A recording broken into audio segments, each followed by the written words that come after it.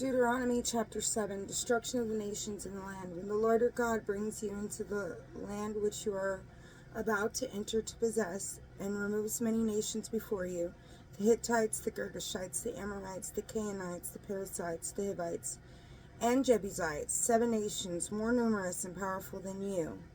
And when the Lord your God gives them over to you, and you defeat them, you shall put them under the ban. Make no covenant with them, and do not be gracious to them. You shall not intermarry with them, neither giving your daughters to their sons, nor taking their daughters for your sons, for they would turn your sons from following me to serving other gods, and then the anger of the Lord would flare up against you, and he would quickly destroy you. But this is how you must deal with them. Tear down their altars, smash their sacred pillars, chop down their Asherahs, and destroy their idols by fire. For you are a people holy to the Lord your God. The Lord your God has chosen you from all the peoples on the face of the earth to be a people specially his own. It was not because you are more numerous than all the peoples that the Lord set his heart on you and chose you, for you are really the smallest of all peoples.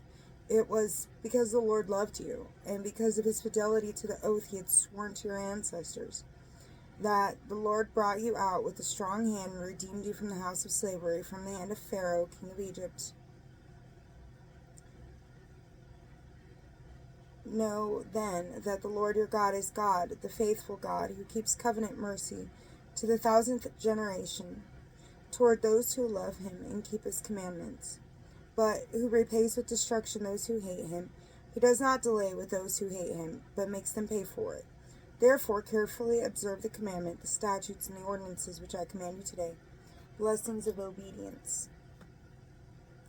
As your reward for heeding these ordinances and keeping them carefully, the Lord your God will keep with you the covenant mercy he promised an oath to your ancestors.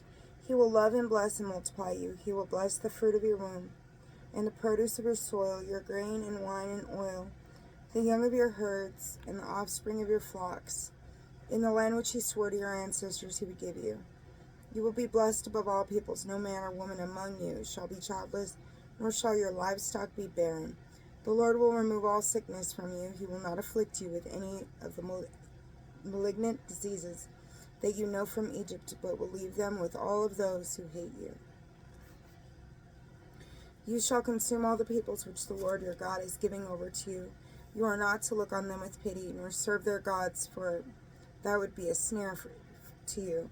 If you say to yourselves, these nations are more numerous than we, how can we dispossess them? Do not be afraid of them. Rather, remember clearly what the Lord your God did to Pharaoh and to all Egypt, the great testings which your own eyes have seen, the signs and wonders, the strong hand and outstretched arm with which the Lord your God brought you out. The same also will he do to all the peoples of whom you are now afraid. Moreover, the Lord your God will send hornets among them, until those who are left and those who are hiding from you are destroyed. Therefore do not be terrified by them, for the Lord your God, who is in your midst, is a great and awesome God. He will remove these nations before you little by little.